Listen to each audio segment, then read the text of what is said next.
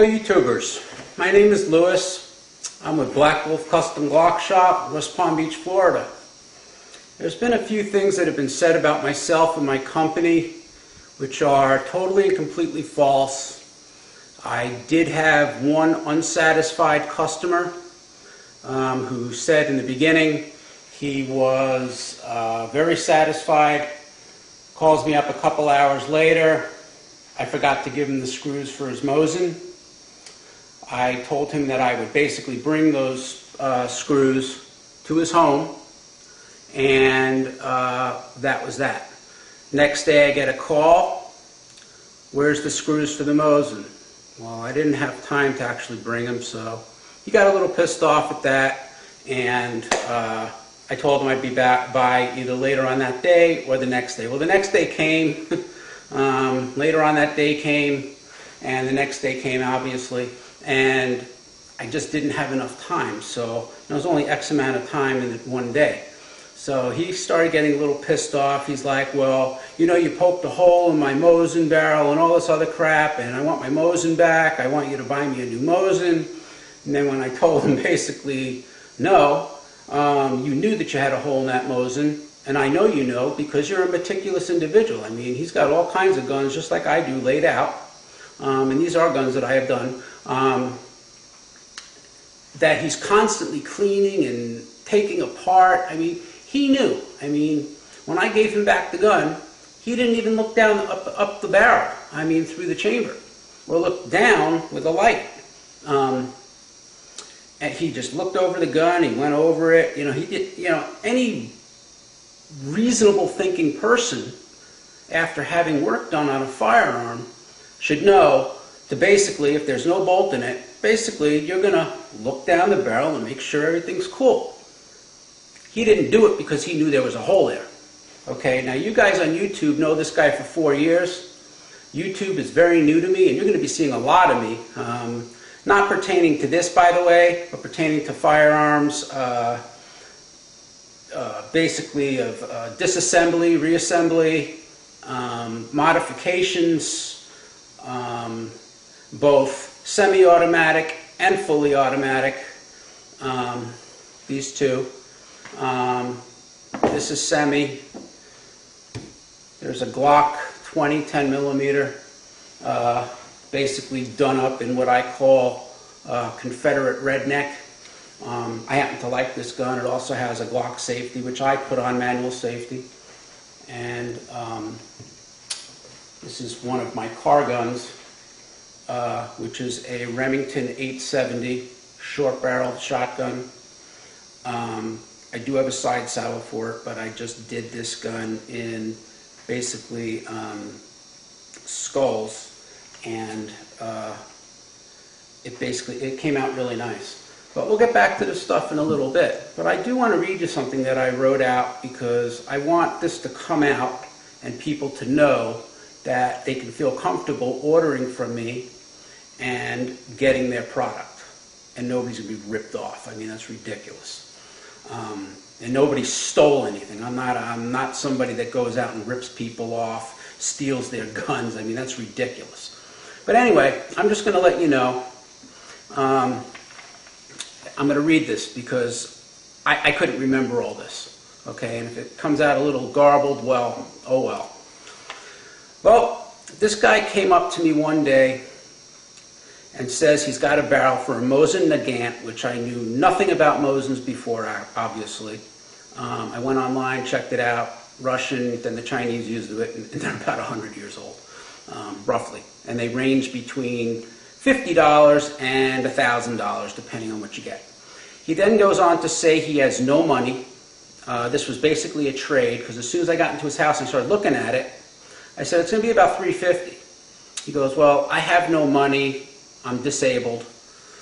And I'm looking at the guy like, you don't seem disabled to me. I said, what are you disabled from? He goes, I have extreme anxiety. Okay, well, I have extreme anxiety. I'm on a job that can get me killed quick, very quick. I do a very dangerous job besides this internet business. But that's something different. He says he has no money, but he'll trade an AR-15 for the work. Trust me, I thought the same exact thing everyone else is thinking right now. Why in the hell would this guy trade a Mosin, $350 worth of work for an AR-15? Well, I'm going to tell you why. I thought the same thing everyone else did. I'm thinking, but when I saw the carbine, it was a used, no-brand type of an AR. I think on the receiver it said surplus something or other. It had no markings whatsoever.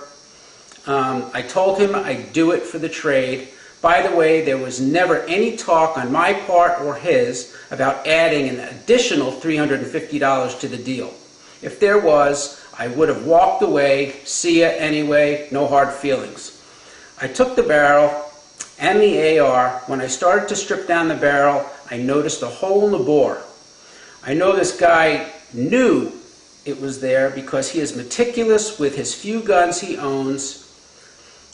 I said nothing, as he did tell me he was building this rifle for a showpiece. Okay, he fails to say this in all of his videos. He's making me out to be the bad guy, and I by no means are a bad guy. Okay, I'm actually a pretty nice guy. He was building the rifle for a showpiece, so he knew then that this barrel was screwed up. Okay, I heated the barrel, I tapped off the rear sight and the plate, which by the way had a bubble-shaped bulge on it. Okay, once I tapped off the rear sight, there was a stainless steel plate about 2 inches long, 1 inch wide, and about that thick. Okay, it had a bubble in the middle of the plate. A plate's like this and a bubble right here, and it went through, and it had like these scratch marks that you could see there. It was obviously a hole. So if he would have kept shooting that rifle, eventually, chances are it would have exploded.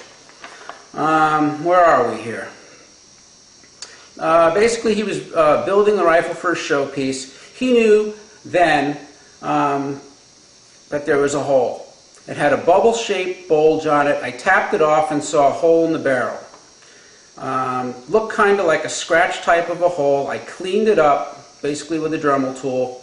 Had a guy weld a 1/4 inch steel plate, roughly 2 inches long, 1 inch wide, on that area. The weld went all the way around the plate. Usually when you weld something, you put a dot here, a dot here, and a dot here, and a dot here. Well, I didn't have this guy half-ass it. I had him weld all the way around, and people now are saying, oh, your weld job's a piece of fucking shit, you know, your work's a piece of shit. Well, the weld job was phenomenal, okay? I actually like this guy. I send most of my work to that guy if this has to happen. And then I basically smoothed it out. Okay, I don't believe it was a bad weld job, actually pretty nice job. I then cleaned up the rough edges and went to work on the Duracoat process. I didn't get to this guy's gun, obviously, for at least 12 days. He said there was no rush in getting this gun done, so I didn't. Yeah, I put it on the back burner and was doing other stuff. I actually Dura-heated the barrel first. Dura-heat is basically what you put on machine guns. It withstands up to 1800 degrees Fahrenheit. I put Dura-heat on this Mac 11 and this AK, entire AK. I did not put Dura-heat on the suppressor, and it started to bubble after 4 magazines full. I ran out of Dura-heat.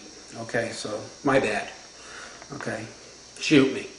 So I cleaned up the rough edges and went to work on the Duracoat process. I actually Dura-heated the barrel first, then Duracoated the barrel, HK black, semi-gloss, just like he told me. He wanted semi-gloss, because I explained matte, semi-gloss, and high gloss. I was told that there was no rush, so I didn't rush. I actually wanted the barrel to cure anyway. After Dura-heating, baking, the barrel, whatever you're Duracoating, basically has to cure. I don't care what anybody says. Oh, you can put it together next 24 hours. Bullshit. You put it together in 24 hours, you leave the rifle or pistol sitting, you're going to go to chamber around, and it's going to be bound. It's going to bind. Okay? So don't do that. Let it cure in a million pieces. Okay? I was told that there's no rush, so I didn't. I actually wanted the barrel to cure anyway. I then Duracoated the rest of the parts. Please note the magazine had a lot of scratches on it even before I got it, and around it I just coated over it. This guy was calling me every day, and I mean every day, asking when Mosin was going to be ready. He wanted it back. He said there's no rush, and obviously there was some kind of a rush. He said that he just bought a synthetic stock, and you know, he wanted it back. Okay, basically to push forward. So one morning, about 3 days after coating the barrel, I returned the item back to him. This was about 8:30 in the morning, by the way. He was mesmerized by the nice finish and the beautiful plate I had welded on him, for him by another party, which is a guy that I had do my welding for me. He then went on to say that he really liked, where the hell are we here? That he really liked the job, but I forgot to drill and tap it. Now, okay, I forgot to drill and tap the gun. I said, I'll take it back, I'll drill and tap it, I'll put a Picatinny rail on. He goes, no, I have tools here, I'll do it. I said, fine. He declined and said he'd do it. 2 or 3 hours later, he called me and wanted to thank me for a nice job again, and he'd give my cards out to his friends, and he may have another gun or two for me to do. I said, cool. The next day, he calls me up, and he wants his screws. I forgot to give him the screws. You know, when I'm doing work, I put everything in a box, label it, who it's going to. I'd probably put the screws in another box. So I went looking for the screws. I said, I'll drop the screws off. 2 or 3 days basically went by, and I didn't bring the screws because I got busy doing whatever, whether it was this or working or whatever. I don't even remember anymore. So that was fine with him. Next day came, he calls me up, where's my screws? The next day he calls me up, where's my screws? Sorry, you know, as soon as I can bring them, I'll bring them. He goes, well, I want to put the gun together. I said, look, Ed Crawford, you cannot put that gun together now for 2 weeks, at least, minimum. Sometimes I leave my guns for a month in a million zillion pieces.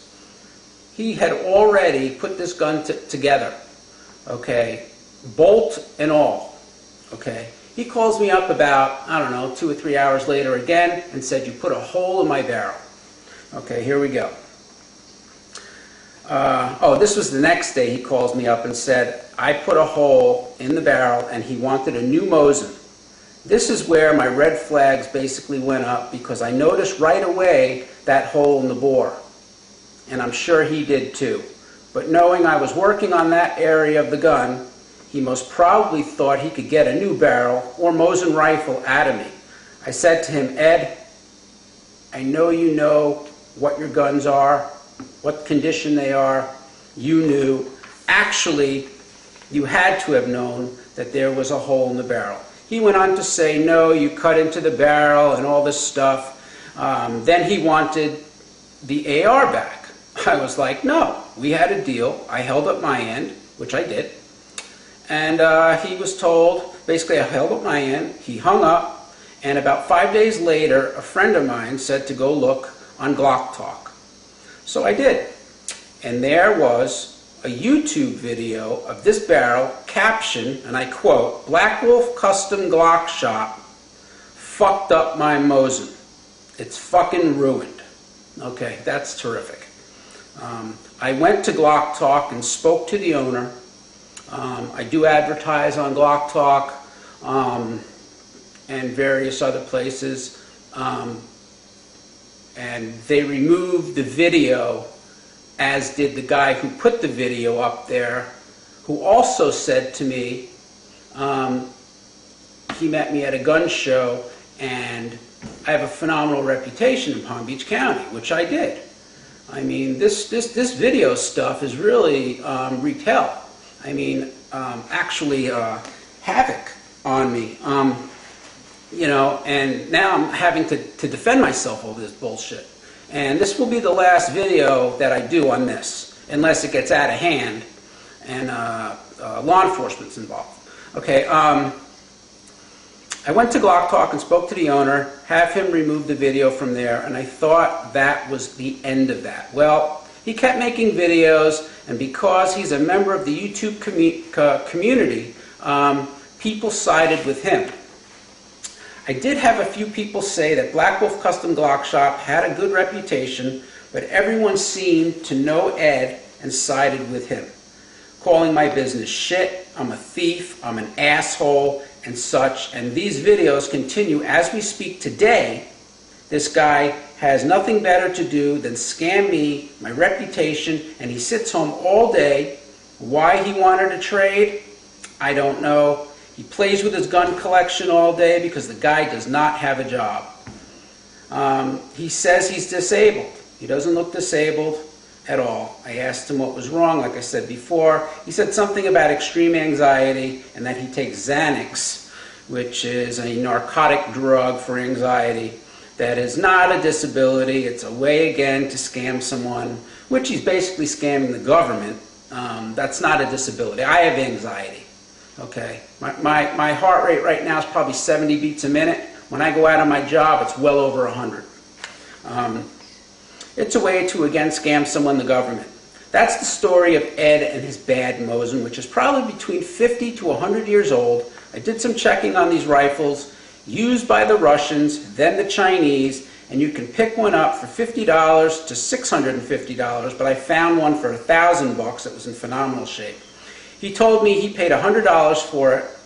I was also told some are good, as in good shape, and some are all effed up, basically fucked up. Well, I know, he got a lemon, that's my story, and as soon as I slow down my work, basically you'll be seeing this video, which is right now. As soon as I slow down my work, because I have a second job, I will basically make off, this video. This whole thing is absolutely ludicrous. I don't even respond to a lot of the Glock Talk threads. They all love this guy. Yeah, Ed's a nice guy. I mean, he speaks softly, but basically he lied. He wanted something new, doesn't have any cash, and he thought he could get something out of the new guy on the block. And honestly, if this was a customer from somewhere else, I probably would have said, I'll send you a new barrel. But because he got to the point, and then he started telling his 9,000 buddies on YouTube, and also Mr. Never Enough Ammo, and there's going to be a slew of others. I'll be putting a caption under all my videos too. Thank you very much. And thanks for putting my first, last name, and my address. And by the way, I got 4 trained attack dogs outside and surveillance cameras, and I got an HK-51 full auto that I won't hesitate to use on anything or anyone that comes through that gate. So we'll just bear that in mind. And that is not a threat. That's even on my gate. Enter this gate unlawfully, you're shot. No questions. This whole thing is absolutely ludicrous. I don't even respond to the Glock Talk threads, as these guys all love this guy. I'm new to Glock Talk and to the YouTube community. I don't have time for being on a computer all day. Every day, an on-mind, altering narcotic drugs, which in my opinion is fueling this guy's head to swell and grow some major balls. He could have told me as soon as I dropped it off, oh, this is a shitty job, man. Take it back and redo it. He did. All right. He looked at it for 5 or 10 minutes, and don't tell me he's telling me, oh, I didn't want a scene or any of that bullshit. He stood out there for 10 or 15 minutes and looked at this thing. Not one time did he look up the chamber or down the muzzle with a flashlight in the chamber, which I would have done.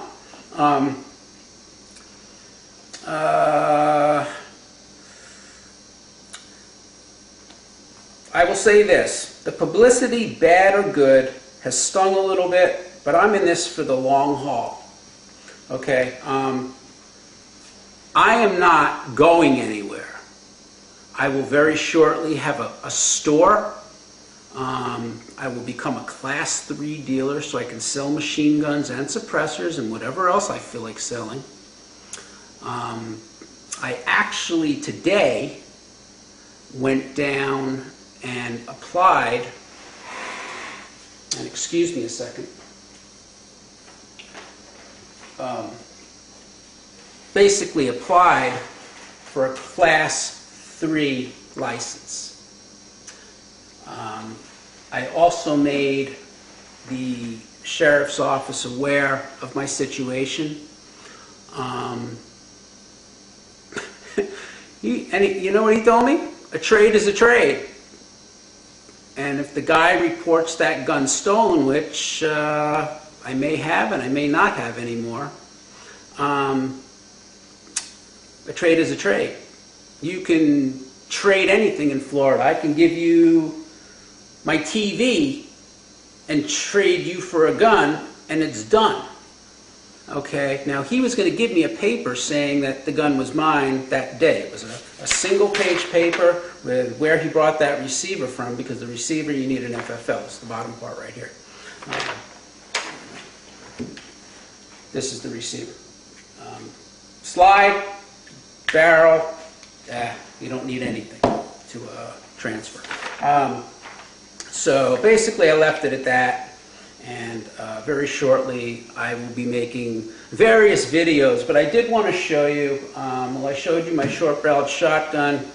This right here is an M11 9mm. It's done, actually Duracoated and then hydro-dipped. I have a huge hydro-dip tank in, I believe, I want to say that this was black and gray digital, and this was Duracoated in black, and then Duracoated in a cherry red, and then skulls were put onto the suppressor. And skulls were put also onto the stock, which came off of a micro Uzi pistol that I used to own. You can see that in there. It's a side cocker. I took the top end off. It's got HK sights. This thing's like holding a tiger by its tail. It'll empty a 32-round magazine. I also have a 71-round magazine, but the 32-round magazine empties in under 2 seconds. Okay. Basically, this is an AK-47, what they call a crink. I did modify it a bit. I took that crappy crink front muzzle brake off. I still have a little bit more work to do on it, you know, and I don't know if you can actually see, but it's also got some skulls on it as well, and skulls even go on the bottom there. You know, and that's basically another gun. Now these guns here are mine. The guns that I do, obviously when I'm done with them, they go back to the client. This is a gun right here that it's a CMMG AR-15 9mm. I have a 100-round Beta C-Mag. It's also registered as a short-barreled rifle, so I can take the receiver off, put my stock on, and it hangs when I go to work. It also has flip-up tritium night sights. It also has a light, but I'll show you that in a second. It also has a 9mm suppressor made by Yankee Hill. If I took that off and took these lights off, the gun will be about this big. I put something easy on that I could carry, okay? 100-round Beta Mag, which is full of rounds. I mean, you know, I didn't want to carry all that today. So basically, that's that. So anyway, this right here is a Crimson Trace vertical grip. It's green. It basically, you know, I like green. Green does a nice job.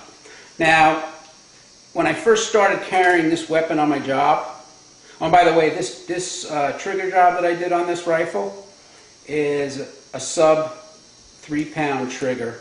I didn't want to go any lighter because this is a carry weapon on my job, and sometimes I do have to run, and the weapon does hang. So I didn't want it to go off and blow a hole in my leg. But it did have another one of these lights right here, and another one of these lights right here. So it had 4 lights. These are 500 lumen Hellfighter lights, and they work phenomenal. This is 150 lumen vertical grip with a green laser. This thing is $600 if you can believe it. And this is 150 lumens. I can either make it steady on or I strobe it, and I do keep it on strobe for vehicles that are pulling up and I want them to back off. So I'll keep the weapon down and I'll strobe it and, you know, tell them to go away. And if they don't, well, you do what you got to do. And I haven't had one yet not go away. And usually the sheriff is out there with us, or various police department is out there with us, and you know, that's it. But anyway, this is my story. If I need to, I will make up another one. Again, my name is Lewis. I'm with Black Wolf Custom Glock Shop, West Palm Beach, Florida. My number again is 561-635-0000. You can find me on YouTube or on the website www.blackwolfcustomglockshop.com, or you can email me, which I've gotten quite a few of because of this, and they don't know the real story, so they're all basically calling me a fucking asshole, threatening me, and all kinds of stuff. Well, don't threaten somebody who isn't intimidated. I don't care if you're King Kong Bundy. All right? You come at me, I come at you. And I really hate to say that on a video, but basically I've gotten a couple of death threats. I mean, that's not cool, man. That is not cool. Anyway, Lewis, L-O-U-I-S, at Black Wolf Custom Glock Shop is my email. And hope to hear from you guys, good or bad. You know, you don't have to threaten my life or anything like that. But, you know, whatever, you know, this is something that's going to be good for me. I'm going to be doing a lot of videos on the disassembly, reassembly, disassembly altogether, down to the bare minimum, and putting custom parts in, and just doing a lot of stuff. And it's going to be wonderful. I mean, you know, I have a special right now running on a Glock trigger that actually brings the trigger pull down to 3 pounds. And then I'm giving away free a $24 piece plus a $3 spring. Now people are asking me, why are you giving away $26? Well, it's a promotion. My magazines, which are factory Glock, by the way, and they're $26.95. Before they were $30.95. That's only because high caps are going up in price. And, by the way, people did say, and this is the last thing I'm going to say, $30.95 is bullshit when you can go to Botac or Midway or somewhere else and buy them cheap. But you know what I do? I take that spring out from Glock, factory Glock springs. I set them all aside because I usually buy my magazines by 100. And I send them back to my distributor. And I buy X amount of Wolf springs, and that's what you're getting. You're getting a Wolf spring inside of that Glock factory mag. So don't ever question the $30.95 being too much money, because if you go and look at a Glock, a Wolf spring, it's expensive. It's not cheap. So again, this is Lewis with Black Wolf Custom Glock Shop. Shoot safe and have a great day.